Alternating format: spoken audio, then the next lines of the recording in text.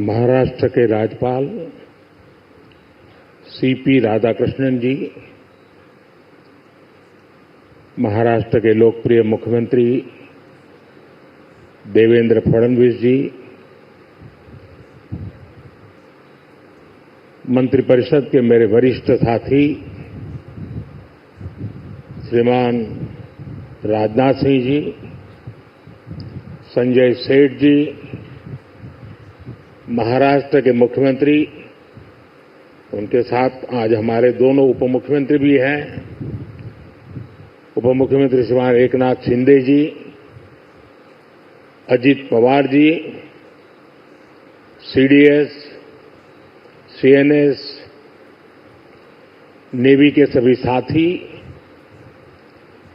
Majhgaon dockyard में काम करने वाले सभी साथी, अन्य अतिथिगण, देवी और सज्जनों, 15 जनवरी के दिन को आर्मी डे के रूप में भी मनाया जाता है। देश की रक्षा के लिए अपना जीवन समर्पित करने वाले प्रत्येक जाबाज को मैं नमन करता हूं। मां भारती की रक्षा में जुटे हर वीर वीरांगना को मैं आज के दिन बधाई देता हूं। साथियों, आज भारत की समुद्री विरासत नेवी के गौरवशाली इतिहास और आत्मनिर्भर भारत अभियान के लिए भी बहुत बड़ा दिन है। छत्रपति शिवाजी महाराज ने भारत में नौसेना को नया सामर्थ्य दिया था, नया विजन दिया था। आज उनकी इस पावन धरती पर 21वीं सदी की नेवी को सशक्त करने की तरफ हम एक बहुत बड़ा कदम उठा रहे हैं। ये पहली बार हो रहा है जब एक डिस्ट्रॉयर, एक फ्रिगेट और एक सबमरीन, तीनों को एक साथ कमीशन किया जा रहा है। और सबसे गर्व की बात कि ये तीनों frontline platforms made in India है। मैं भारतीय नौसेना को, इनके निर्माण कार्य से जुड़े सभी साथियों को, इंजीनियर्स को, श्रमिकों को और पूरे देश को बधाई देता हूं। साथियों, आज का एक कार्यक्रम हमारी गौरवशाली धरोहर को भविष्य की आकांक्षाओं से जोड़ता है। लंबी समुद्री यात्राएं, commerce, naval defence, ship industry, इसमें हमारा एक समृद्ध इतिहास रहा है। अपने इतिहास से प्रेरणा लेते हुए आज का भारत दुनिया की एक मेजर मैरीटाइम पावर बन रहा है। आज जो प्लेटफॉर्म लॉन्च हुए हैं, उनमें भी इसकी झलक है। अब जैसे हमारा नीलगिरी चौल वंश के समुद्री सामर्थ्य के प्रति समर्पित है। सूरत वॉरशिप उस कालखंड की याद दिलाता है जब गुजरात के पोर्ट्स के जरिए भारत वेस्ट एशिया से जुड़ा था। इन दिनों ये दोनों शिप्स, इसके साथ आज बागशीर सबमरीन की कमीशनिंग भी हो रही है। कुछ वर्ष पूर्व मुझे P-75 क्लास की पहली सबमरीन कलवरी की कमीशनिंग में शामिल होने का अवसर मिला था। आज मुझे इस क्लास की 6वीं सबमरीन बागशीर को कमीशन करने का सौभाग्य मिला है। ये नए फ्रंटियर प्लेटफॉर्म भारत की सुरक्षा और प्रगति दोनों को नया सामर्थ्य देंगे। साथियों, आज भारत पूरे विश्व और खासकर ग्लोबल साउथ में एक भरोसेमंद और जिम्मेदार साथी के रूप में पहचाना जा रहा है। भारत विस्तारवाद नहीं, भारत विकासवाद की भावना से काम करता है। भारत ने हमेशा ओपन, सिक्योर, इंक्लूसिव और प्रॉस्परस इंडो पैसिफिक रीजन का समर्थन किया है। इसलिए जब समुद्र से सटे देशों के विकास की बात आई तो भारत ने मंत्र दिया सागर। सागर का मतलब है security and growth for all in the region. हम सागर के विजन के साथ आगे बढ़े। जब भारत के सामने G20 की प्रेसिडेंसी संभालने का दायित्व आया तो दुनिया को हमने मंत्र दिया one earth, one family, one future. जब दुनिया कोरोना से लड़ते हुए पस्त पड़ रही थी तब भारत ने विजन दिया वन अर्थ, वन हेल्थ। हम पूरे विश्व को अपना परिवार मानकर चलते हैं। हम सबका साथ, सबका विकास, उस सिद्धांत पर विश्वास करने वाले लोग हैं और इसलिए इस पूरे क्षेत्र की रक्षा सुरक्षा भी भारत अपना दायित्व समझता है। साथियों, ग्लोबल सिक्योरिटी, इकोनॉमिक्स और जियो पॉलिटिकल डायनेमिक्स को दिशा देने में भारत जैसे मैरीटाइम नेशन की भूमिका बहुत बड़ी होने वाली है। आर्थिक प्रगति और एनर्जी सिक्योरिटी के लिए ये जरूरी है कि ट्रेडिशनल वाटर्स को प्रोटेक्ट किया जाए, टेरिटोरियल वाटर्स को प्रोटेक्ट किया जाए, फ्रीडम ऑफ नेविगेशन को इंश्योर किया जाए और ट्रेड की सप्लाई लाइन और सी रूट्स सुरक्षित हो। हमें आतंकवाद, हथियारों और ड्रग्स की तस्करी में इस पूरे क्षेत्र को बचाकर रखना है।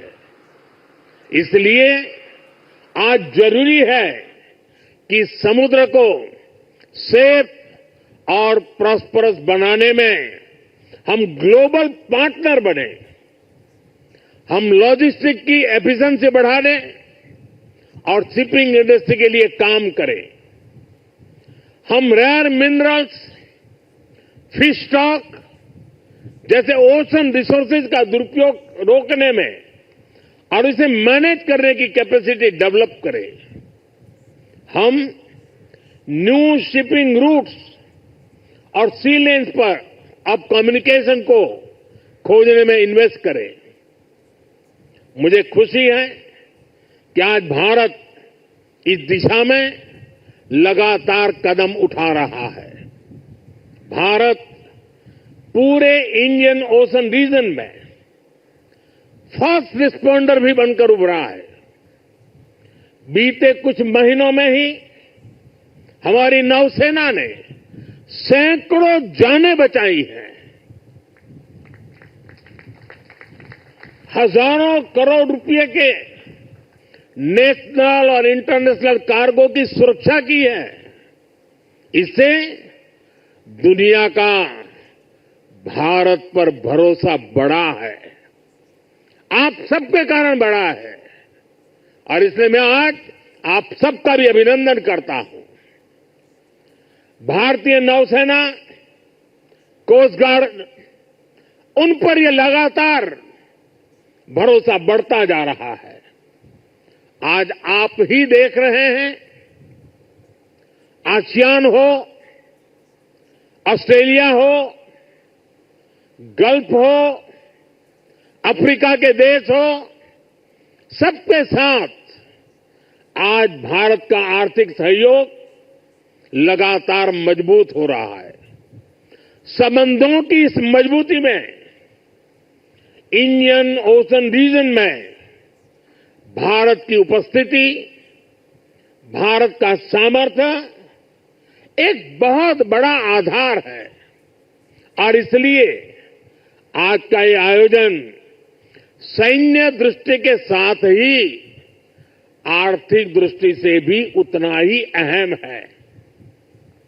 साथियों, 21वीं सदी के भारत का सैन्य सामर्थ्य भी अधिक सक्षम हो, आधुनिक हो, ये देश की प्राथमिकताओं में से एक है। जल हो, थल हो, नभ हो, डीप सी हो या फिर असीम अंतरिक्ष, हर जगह भारत अपने हितों को सुरक्षित कर रहा है। इसके लिए निरंतर रिफॉर्म्स किए जा रहे हैं। चीफ ऑफ डिफेंस स्टाफ का गठन ऐसा ही एक रिफॉर्म है। हमारी सेनाएं और अधिक एफिशिएंट हो, इसके लिए थिएटर कमांड की दिशा में भी भारत आगे बढ़ रहा है। साथियों, पिछले 10 साल में जिस तरह भारत की तीनों सेनाओं ने आत्मनिर्भरता के मंत्र को अपनाया है, वो बहुत ही सराहनीय है। संकट के समय दूसरे देशों पर भारत की निर्भरता कम से कम हो, इस गंभीरता को समझते हुए आप सभी इस काम को आगे बढ़ा रहे हैं, नेतृत्व दे रहे हैं। हमारी सेनाओं ने 5,000 से ज्यादा ऐसे साजो सामान और उपकरणों की लिस्ट तैयार की है जो अब वो विदेशों से नहीं मंगाएगी।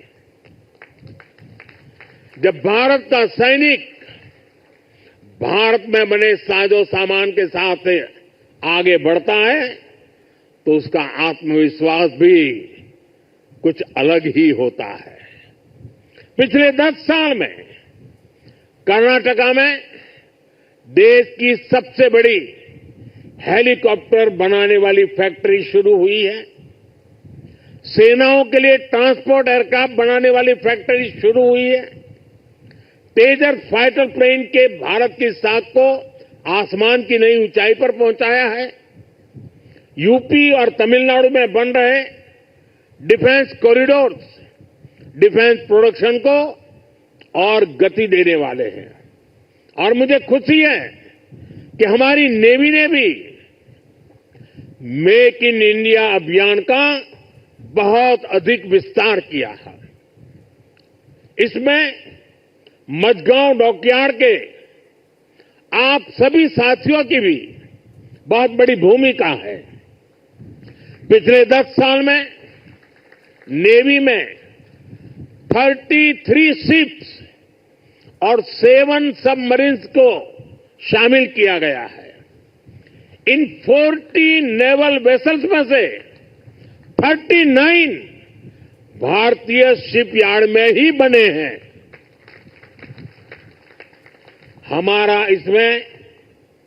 हमारा भव्य विराट आईएनएस विक्रांत एयरक्राफ्ट कैरियर और आईएनएस अरिहंत और आईएनएस अरिघात जैसी न्यूक्लियर सबमरीन भी शामिल है। मेक इन इंडिया उसको ऐसी गति देने के लिए मैं देश की तीनों सेनाओं को हृदय से बहुत बहुत बधाई देता हूं। आज भारत का डिफेंस प्रोडक्शन 1.25 लाख करोड़ रुपए से ज्यादा हो चुका है। हम 100 से ज्यादा देशों को डिफेंस इक्विपमेंट एक्सपोर्ट कर रहे हैं। मुझे विश्वास है आपके सहयोग से आज भारत तेजी से अपने डिफेंस सेक्टर का कायाकल्प करके दिखाएगा।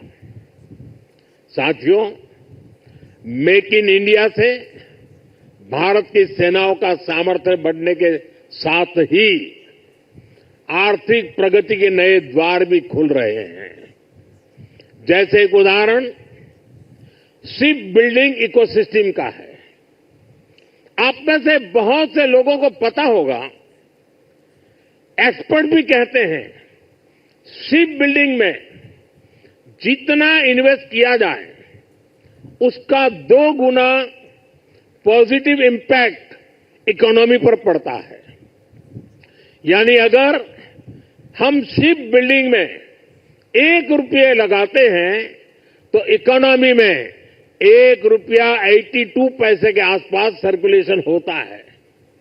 अब सोचिए, अभी देश में 60 बड़े शिप्स अंडर कंस्ट्रक्शन है। इनकी वैल्यू 1.5 लाख करोड़ रुपए के आसपास है। यानी इतना पैसा लगाने से करीब 3 लाख करोड़ रुपए का सर्कुलेशन हमारी इकोनॉमी में होगा। और रोजगार के मामले में तो इसका 6 गुना मल्टीप्लायर इफेक्ट होता है। जहाजों का ज्यादातर सामान, ज्यादातर पार्ट्स देश के एमएसएमई से ही आता है। इसलिए अगर 2000 वर्कर एक जहाज बनाने के काम में लगते हैं तो दूसरी इंडस्ट्री में जो एमएसएमई सप्लायर है उस एमएसएमई सेक्टर में करीब 12,000 रोजगार बनते हैं। साथियों, आज भारत दुनिया की तीसरी बड़ी इकोनॉमी बनने की तरफ तेजी से आगे बढ़ रहा है। हमारी मैन्युफैक्चरिंग, हमारी एक्सपोर्टिंग कैपेसिटी भी लगातार बढ़ रही है। आने वाले सालों में सैकड़ों नए शिप्स की, नए कंटेनर्स की जरूरत भारत को होगी। इसलिए पोर्ट लेड डेवलपमेंट का मॉडल हमारी इकोनॉमी को गति देने वाला है, रोजगार के हजारों नए मौके बनाने वाला है। साथियों, इस क्षेत्र में कैसे रोजगार बढ़ रहा है, इसका एक उदाहरण सी फेरर्स की संख्या भी है। 2014 में भारत में सी फेरर्स की संख्या 1.25 लाख से भी कम थी। आज ये 2 गुने से भी अधिक बढ़कर लगभग 3 लाख तक पहुंच चुकी है। आज भारत सी फेरर्स की संख्या में विश्व में टॉप 5 में आ गया है। साथियों, हमारी सरकार का तीसरा कार्यकाल अनेक बड़े निर्णयों के साथ शुरू हुआ है। तेज गति से हमने नई नीतियां बनाई हैं, देश की जरूरतों को देखते हुए नए कार्य शुरू किए हैं। देश के हर कोने, हर सेक्टर का विकास हो, इस लक्ष्य के साथ हम चल रहे हैं। पोर्ट सेक्टर का विस्तार भी इसका ही हिस्सा है। हमारे तीसरे टर्म के पहले बड़े फैसलों में से था महाराष्ट्र के वाढवण पोर्ट को मंजूरी।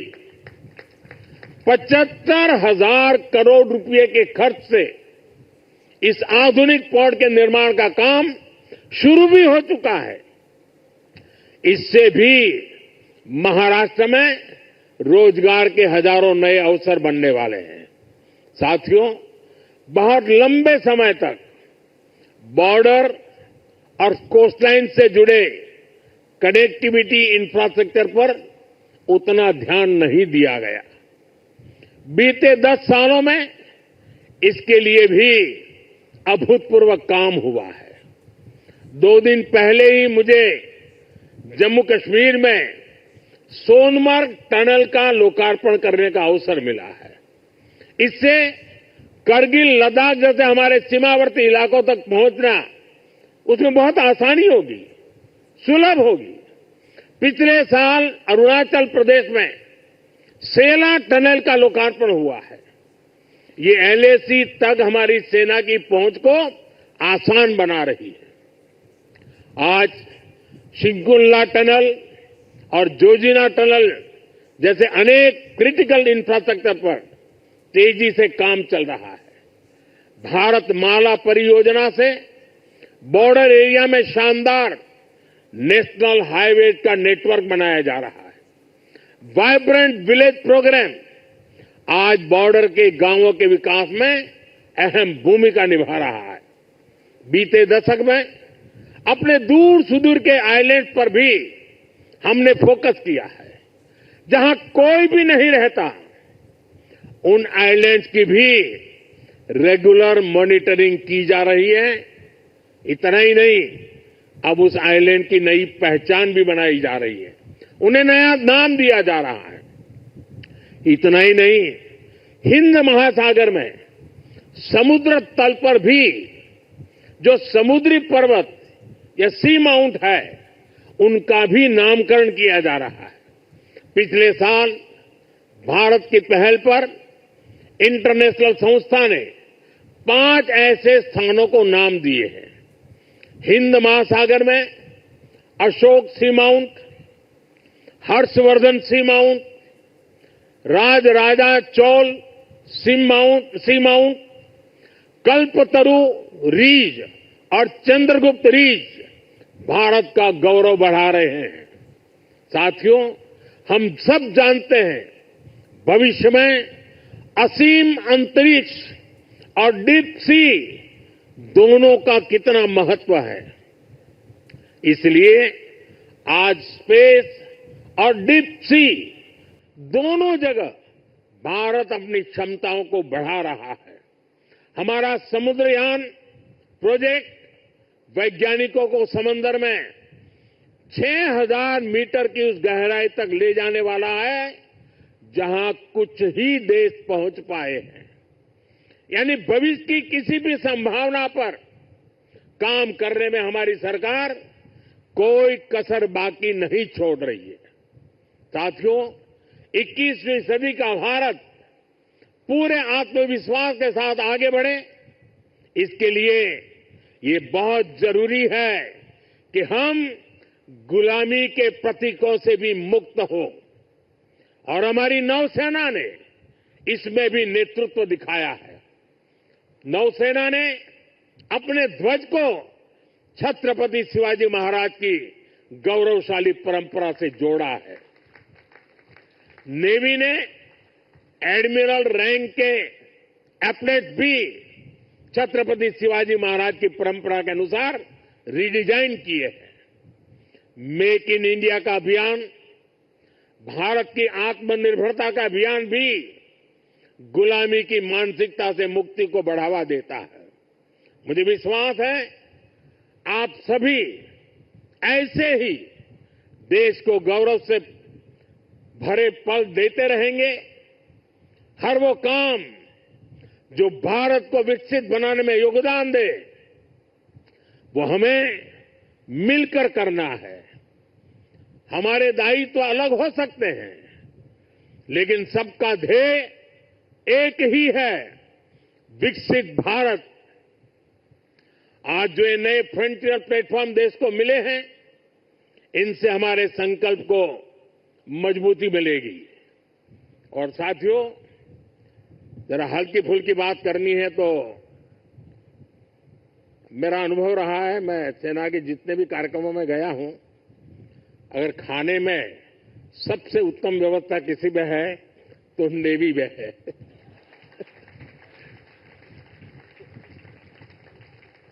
विविधताओं से भरपूर।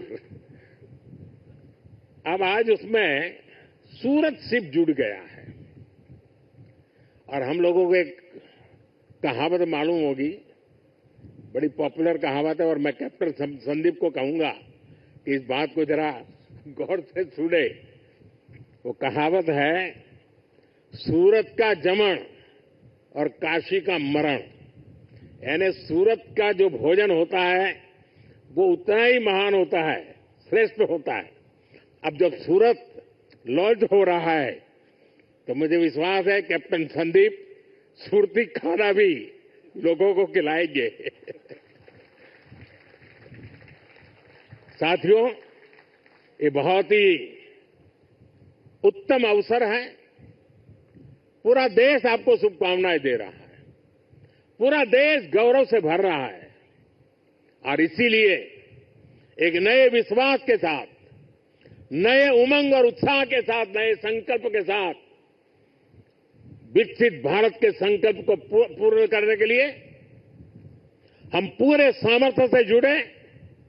आज के इस अवसर पर इन तीनों महत्वपूर्ण कदम के लिए, महत्वपूर्ण सौगात के लिए आप सबको बधाई देते हुए मैं मेरी वाणी को विराम देता हूं। आप सबको बहुत बहुत शुभकामनाएं। पूरी ताकत से मेरे साथ बोलिए, भारत माता की। कम से कम इस कार्यक्रम में वो आवाज सबसे ज्यादा गूंजनी चाहिए। भारत माता की, भारत माता की, भारत माता की। बहुत बहुत धन्यवाद।